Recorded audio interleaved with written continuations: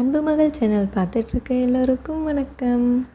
இன்றைக்கி நம்ம சேனலில் பாப்பாவை தூங்க வச்சுட்டு நான் என்ன ஒர்க்லாம் செஞ்சேன் அப்படிங்கிறது தான் பார்க்க போகிறோம். பாப்பாவை தூங்க வச்சுட்டேன். மணி 12 ஆகுது. இந்த தொட்டில் நிறைய பேர் நல்லா இருக்குன்னு சொல்லியிருக்கீங்க. அப்புறம் என்னோடய ஃப்ரெண்டு கால் பண்ணி சொன்னாங்க, ஸ்ப்ரிங் யூஸ் பண்ணாதீங்க அப்படின்ட்டு. என்னோடய கொழுந்தனாரோட ஃப்ரெண்டும் சொன்னாங்க. சரி 2-3 பேர் சொன்னதால் இப்போ நான் ஸ்ப்ரிங்கை அவாய்ட் பண்ணிட்டேன். இது ஆல்ரெடி எடுத்த வீடியோங்கிறதால இந்த தொட்டிலில் ஸ்ப்ரிங் இருக்குது. இப்போ நான் ஸ்ப்ரிங் யூஸ் பண்ணுறதில்ல. உங்கள் வீட்லேயும் யாராவது சின்ன குழந்தைக்கு இந்த மாதிரி ஸ்ப்ரிங் யூஸ் பண்ணிங்கன்னா அதை அவாய்ட் பண்ணிக்கோங்க. ஃபஸ்ட்டு பெட்ரூமை க்ளீன் பண்ண போகிறேன். கட்டிலில் துணி மடித்து வச்சது எல்லாமே அப்படியே இருக்குது. பாப்பா விளையாண்ட பொம்மை எல்லாமே இருக்குது. ஃபஸ்ட்டு நான் அதை க்ளீன் பண்ண போகிறேன். நீங்கள் எல்லோரும் எப்படி இருக்கீங்க? வீட்டில் எல்லோரும் சேஃபாக இருக்கீங்களா? இல்லை உங்கள் வீட்டில் யாராச்சும் வெளியே போயிட்டு வராங்களா?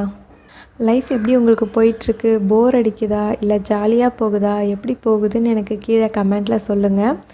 எனக்கு எந்த சேஞ்சஸும் பெருசாக ஒன்றும் தெரியல. ஏன்னா எப்பயும் போல் அவர் டியூட்டிக்கு கிளம்பி போயிடுறாரு. நான், அத்தை, பாப்பா இப்படியே எங்கள் லைஃப் போகுது.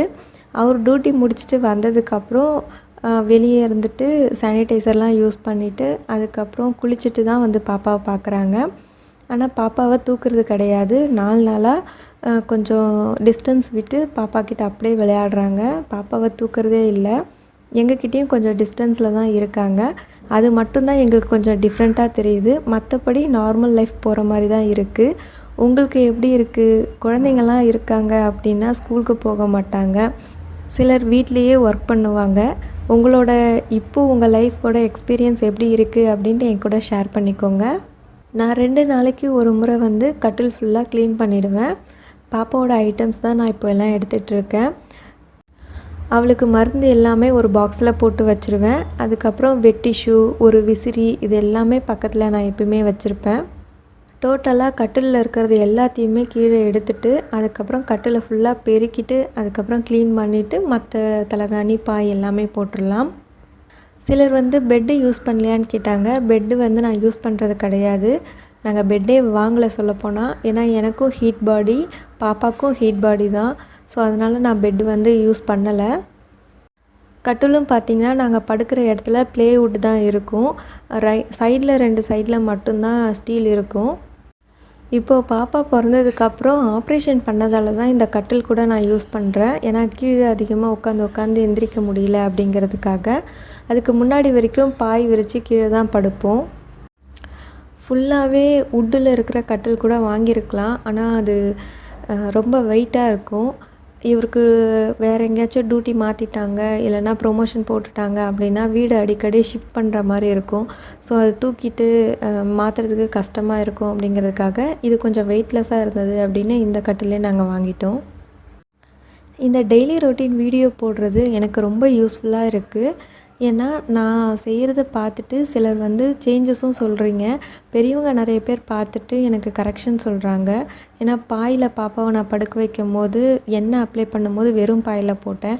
ஸோ துணி போட்டு போடுங்க, இல்லைனா அதில் குச்சி அந்த மாதிரி இருந்ததுன்னா குத்திக்கும் அப்படின்னு சொன்னாங்க. அப்புறம் நான் ஃபஸ்ட்டே சொன்னேன் இல்லையா, அந்த ஸ்ப்ரிங் யூஸ் பண்ண வேண்டான்னு. இந்த மாதிரிலாம் எனக்கு கரெக்ஷன் சொல்லியிருக்கீங்க. ரொம்ப ரொம்ப தேங்க்ஸ். நான் எல்லாத்தையுமே மாற்றிக்கிறேன். நான் சேனல் ஸ்டார்ட் பண்ணி 1 இயருக்கு மேலே ஆகுது. இப்போ தான் நான் டெய்லி ரொட்டீன் வீடியோஸ்லாம் போட்டுட்ருக்கேன். நீங்கள் ரிக்வெஸ்ட் பண்ணி கேட்டதால தான் நான் இந்த வீடியோவும் போடுறேன். உங்களுக்கும் இதில் ஏதாவது யூஸ்ஃபுல்லாக இருக்கா அப்படின்னு எனக்கு சொல்லுங்கள். அவ்வளோதான், கட்டில் ஃபுல்லாக நான் க்ளீன் பண்ணிட்டேன். இந்த water bottle steel water bottle 1 litre வரும். இது நான் கட்டிலில் மேலேயே வச்சுருப்பேன். ஏன்னா நான் தூங்கும்போது கூட டக்குன்னு எடுத்து குடிக்கிறதுக்காக.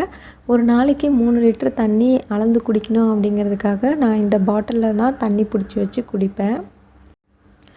இந்த ஒர்க் ஃபினிஷ் ஆகிடுச்சு. அடுத்த ஒர்க் நம்ம என்னன்னு பார்க்கலாம்.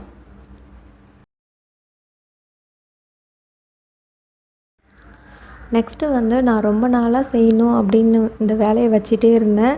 ஆனால் செய்ய முடியாமல் தள்ளி போயிட்டே இருந்தது. இன்றைக்கி எப்படியாவது முடிச்சிடணும் அப்படிங்கிறதுக்காக எடுத்திருக்கேன். இது பார்த்திங்கன்னா மழை டைமில் என் ஹஸ்பண்ட் யூஸ் பண்ண பெட்டு. அவருக்கு ரொம்ப குளிரும் அப்படிங்கிறதுக்காக இந்த பெட்டு யூஸ் பண்ணுவார். கீழே தரையில் விரித்து போட்டு படுத்துட்டு அதுக்கப்புறம் மடித்து வச்சிடலாம். ஆக்சுவலாக இந்த பெட்டு வாங்கினதே வேஸ்ட்டு தான். ஏன்னா கொஞ்ச நாள் தான் அவர் யூஸ் பண்ணார். நான் வந்து பெட்டு யூஸ் பண்ணவே மாட்டேன். அவர் வந்து மழை டைமில் மட்டும் ரொம்ப குளிருமே அப்படிங்கிறதுக்காக இந்த பெட்டை யூஸ் பண்ணிகிட்ருந்தார். ஸ்பாஞ்ச்லாம் ரொம்ப வந்து சுருங்கி போயிட்டு ஒரு மாதிரி ஆயிடுச்சு. கிராஃப்ட் ஒர்க் பண்ணுறது, ஏதாவது ரீயூஸ் பண்ணுறது இந்த மாதிரி எனக்கு ரொம்ப பிடிக்கும். அதனால் இது எனக்கு தூக்கி போட மனசு வரல. இதை வந்து பில்லோவாக மாற்றிடலாம், தலகாணியாக மாற்றிடலாம் அப்படின்ட்டு அப்படியே வச்சுருந்தேன். பாப்பா இப்போ கூட கொஞ்சம் நகர ஆரம்பிச்சிட்டா. ஸோ கட்டிலில் சுற்றி அவளுக்கு தலகாணி போட்டால் கொஞ்சம் சேஃப்டியாக இருக்கும் அப்படிங்கிறதுக்காக இப்போது இந்த பெட்டை வந்து பிரிச்சுட்டு நான் தலகாணியாக ரெடி பண்ண போகிறேன். இது எனக்கு செஞ்சதுக்கப்புறம் ஒரு 3 தலகாணி செஞ்சுட்டு இன்னுமே கொஞ்சம் பஞ்சு இருந்துச்சு. இன்னொன்று 4வது தலகாணி கூட செஞ்சுருக்கலாம். நான் வந்து அந்த பஞ்சு கொஞ்சம் எடுத்து வச்சுட்டு மறுபடியும் தலகாணி அமுங்கிடுச்சுன்னா திருப்பி அதில் வச்சு ஃபில் பண்ணிக்கலாம் அப்படின்ட்டு 3 தலகாணி மட்டும் நான் செஞ்சுருக்கேன். மிஷினே யூஸ் பண்ணாமல் கையாலேயே இந்த தலகாணி எப்படி ரெடி பண்ணுறது அப்படின்ட்டு நான் தனி வீடியோவாக உங்களுக்கு போஸ்ட் பண்ணுறேன். டீட்டெயிலாக அதில் நான் சொல்லியிருக்கேன், பாருங்கள். தலகாணி தைக்கிறதுக்கும் உள் கவர் நான் இதிலேயே கட் பண்ணிக்கிட்டேன். மேலே வந்து தலகாணி உரம் மட்டும் காட்டனில் தனியாக செப்ரேட்டாக வாங்கி நான் போட்டுட்டேன். இப்போலாம் பாப்பா கொஞ்சம் நகர ஆரம்பிச்சிட்டதால் நான் வந்து ஒரு பொசிஷனில் போட்டு வச்சுருந்தா அவள் கொஞ்ச நேரம் தூங்கினதுக்கப்புறம் நான் ரொட்டேட் பண்ண ஆரம்பிச்சிடுறா. காலை தூக்கி தூக்கி போட்டு அப்படியே நகர ஆரம்பிச்சிடுறா. ஒரு மாதிரி சுற்றுறா.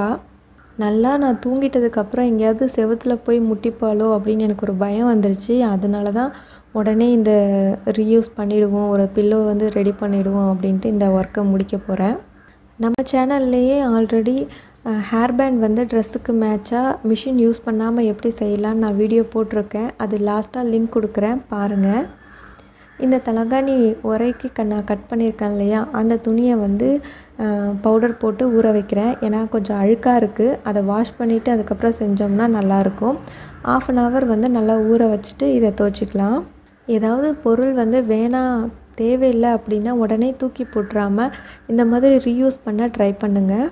நம்மளுக்கு காசும் இதனால் சேவ் ஆகும்.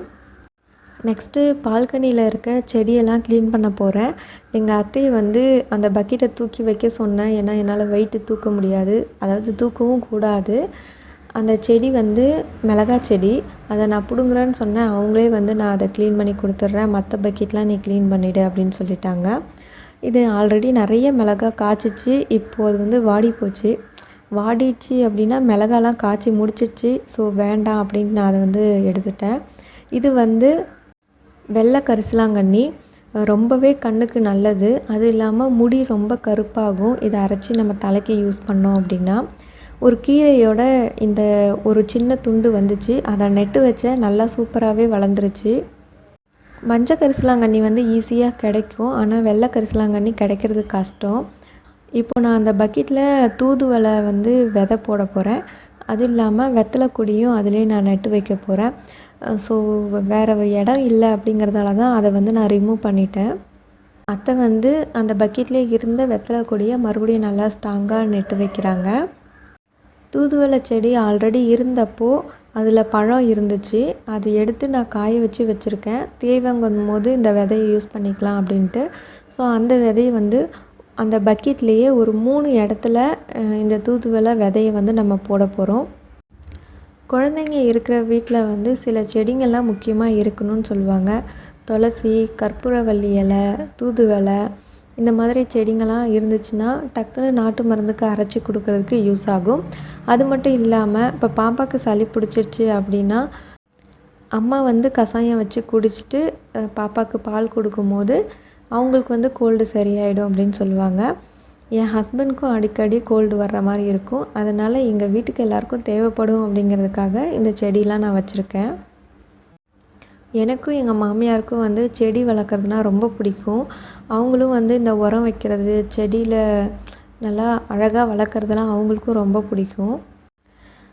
கத்திரிக்காய் வந்து கட் பண்ணியிருந்தாங்க. அது வந்து நாட்டு கத்திரிக்காய். ஸோ விதையும் நிறைய இருந்துச்சு.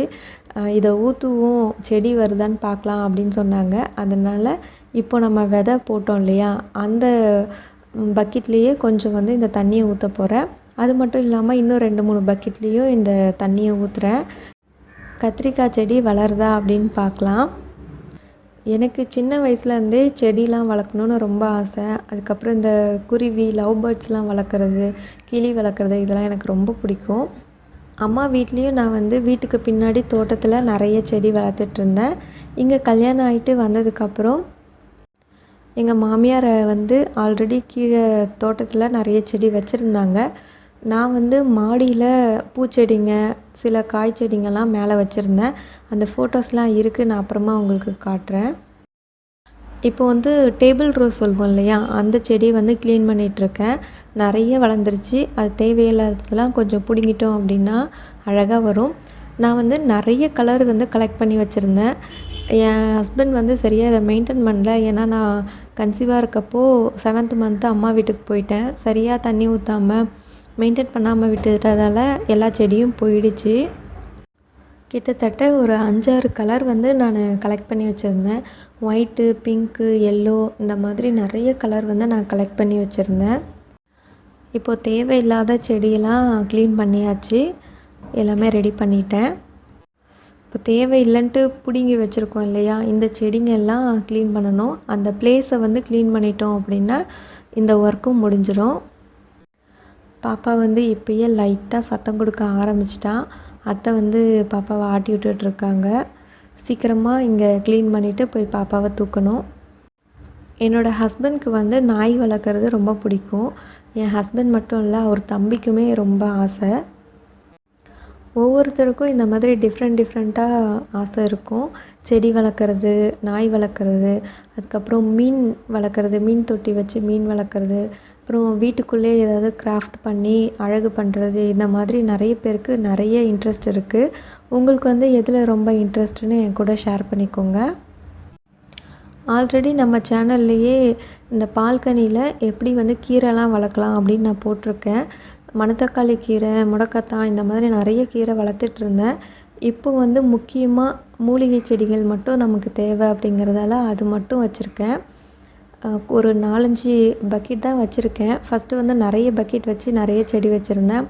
இப்போ வந்து மெயின்டைன் பண்ணுறதுக்கும் கொஞ்சம் கஷ்டமாக இருக்கும் அப்படிங்கிறதுக்காக முக்கியமாக தேவைங்கிறது மட்டும்தான் நான் வச்சுருக்கேன்.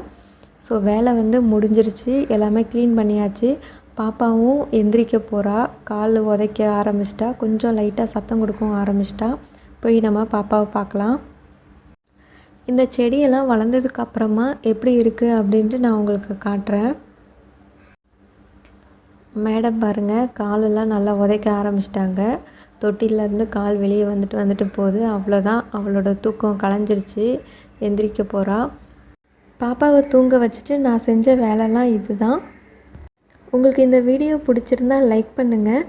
இந்த வீடியோ எப்படி இருக்குது, உங்களுக்கு பிடிச்சிருக்கா, இல்லை ஏதாவது கரெக்ஷன் பண்ணிக்கணுமா, உங்களுக்கு பிடிச்ச விஷயம் என்ன அப்படின்னு எனக்கு கமெண்ட்ஸில் சொல்லுங்கள்.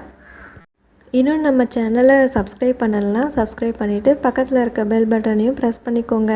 இருப்பதை வைத்து இன்பமாக வாழலாம். தேங்க்யூ.